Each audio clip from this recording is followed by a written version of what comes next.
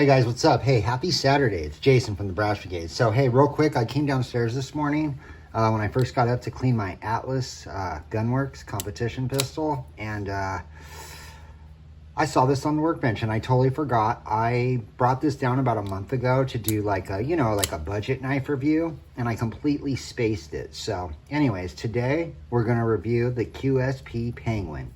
This is definitely, I would say, in the top 3 budget favorite knives of mine, right? Definitely in the top 3.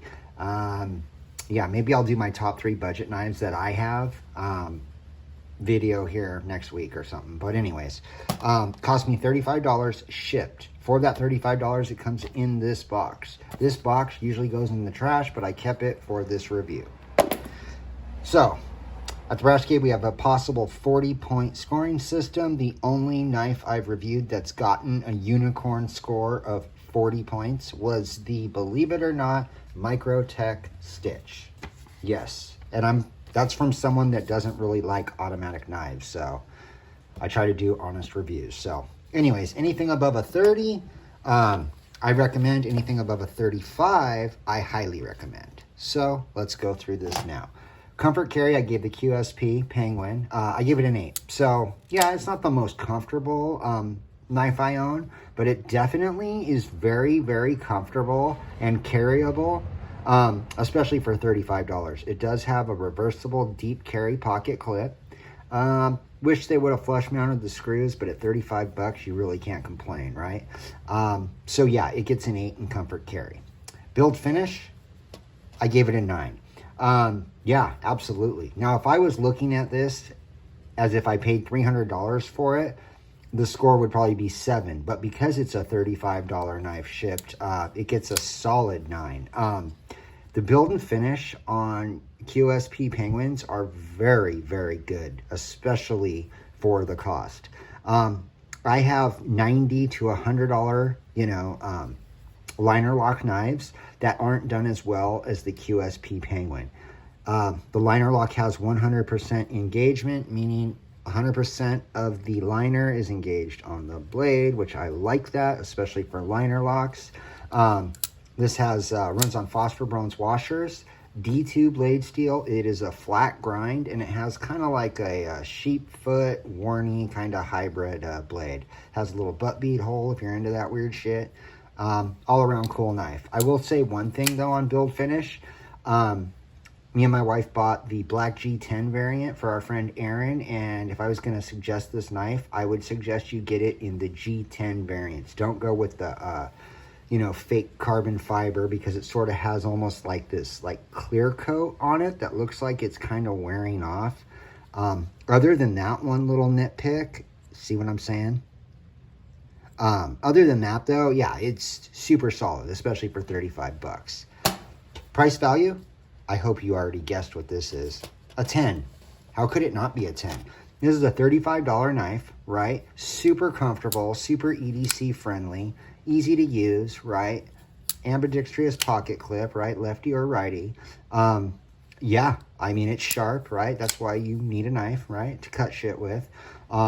Yeah, this checks all the boxes, man. And for fucking $35, yeah, price value is 100% a 10.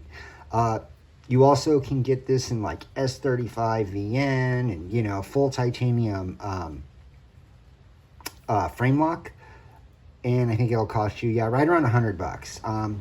They also have some other like exclusives, like, knife places will do like these runs with QSP of like, with different blade materials and stuff like that. I've seen them for around $50-$60 with a little bit upgraded, more premium steel.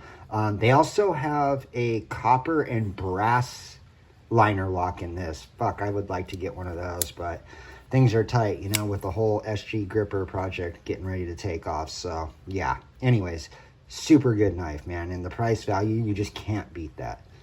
Cool factor?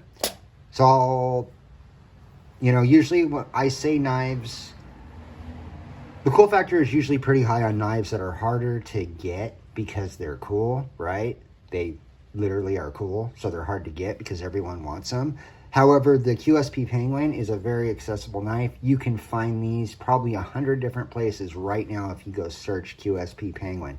All for between 30 and I think I've seen them as high as like 36, but trust me, if you look for more than 2 minutes, like you're gonna find this for like I paid $35 shipped. So cool factor, I give it an 8 because although it's not like cool in the sense like it's hard to get or it's the most awesome knife ever, it's cool because like this knife, when I will take it to the tattoo shop and show the guys, which I do with most of my knives, it always takes a little trip with me down to the tattoo shop to show the boys.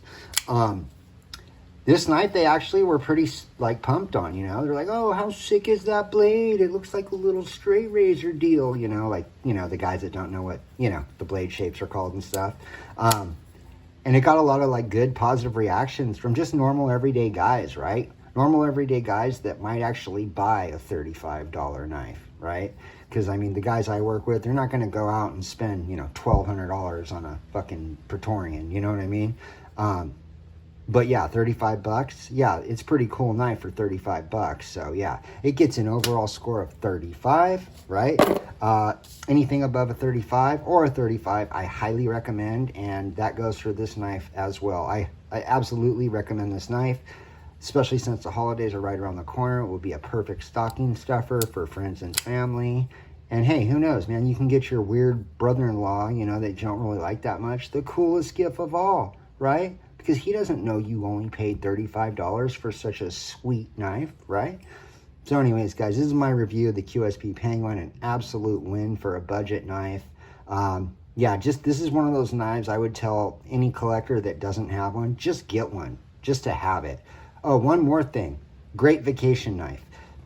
This is one of the knives I took with me when I went to Hawaii, because at $35, you're not going to lose any sleep over, you know, losing it in the ocean or getting it taken away at the airport, or you know what I'm saying? So yeah, perfect traveling knife, perfect something you can kind of, you know, take to those places where your knife might not come back with you, if you know what I'm saying. And you're not financially going to be fucking butthurt over, you know, losing it. So anyways, hey guys, you know the deal. Have a great weekend. Stay safe, shoot straight, and until the next one.